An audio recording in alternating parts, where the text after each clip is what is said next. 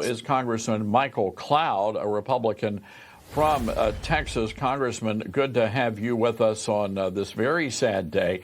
Your reaction to this devastation that we have seen there in the Hill Country?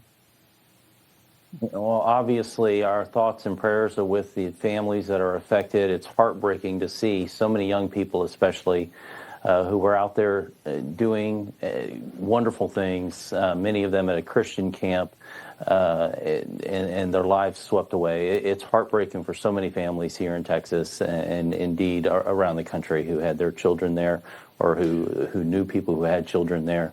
It's just devastating. We are certainly seeing the best of the best coming out, Congressman, but also we're seeing the worst of the worst. I don't know if you heard the story out of Houston. This Texas pediatrician, Dr. Christina Probst, making headlines for a pretty disgusting thing she wrote on social media. Here's what she said. May all visitors, children, non-MAGA voters, and pets be safe and dry. Kerr County MAGA voted to gut FEMA. They deny climate change. May they get what they voted for. We understand the doctor has now been fired from the medical center that she was working at. Congressman, this is just really despicable language.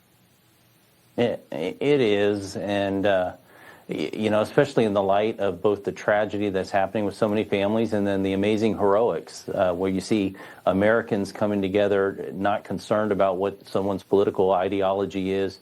They're just there to save lives, to rescue people, to help their fellow Texans.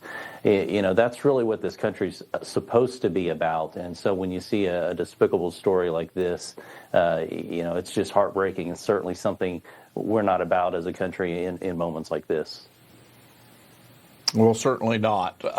Congressman, we also have some breaking news out of McAllen, Texas. Earlier today, a gunman there ambushed Border Patrol agents at an annex building. We understand at least 2 police officers and a Border Patrol employee were injured. DHS releasing a statement on X. This morning, an individual opened fire at the entrance of the U.S. Border Patrol sector annex in McAllen. Both Border Patrol agents and local police helped neutralize the shooter.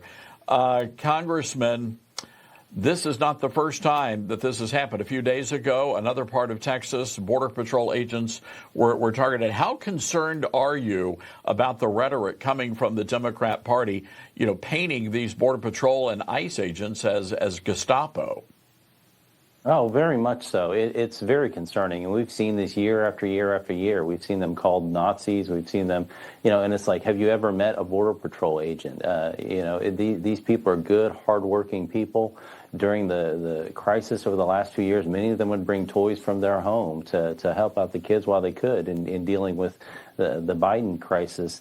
Now it's sad to see as they're finally able to do their job. They have an administration supporting their mission to see the left embrace such vitriol toward people who are doing their job to protect this country, to protect the communities and the families that are in our state here in Texas and around the country.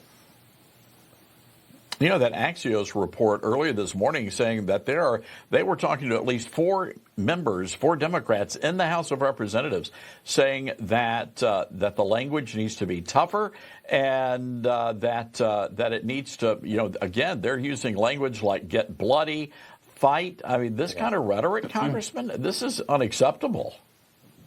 It is unacceptable, and it's sad to see that coming from the left. You thought November would have been a turning point where maybe they opened up their eyes and kind of saw where the pulse of America is. It's not for open borders. It's not against law enforcement. It is indeed for law enforcement. We want law and order in our country. We want our communities to be safe. We want our kids to grow up with respect for those in uniform. This is not what we want to see coming out of any member and holding any office in our country. So it's sad to see. Sadly, unexpected at this point, or expected at this point, I should say, from some of the members we see even in Congress. But, we're going to continue to promote those values that have held America together for centuries now and make sure that we continue to pass on a better nation for our kids and our grandkids. All right, Congressman, we've got to leave it there. We certainly appreciate you coming on Newsmax this evening. Thank you. Okay.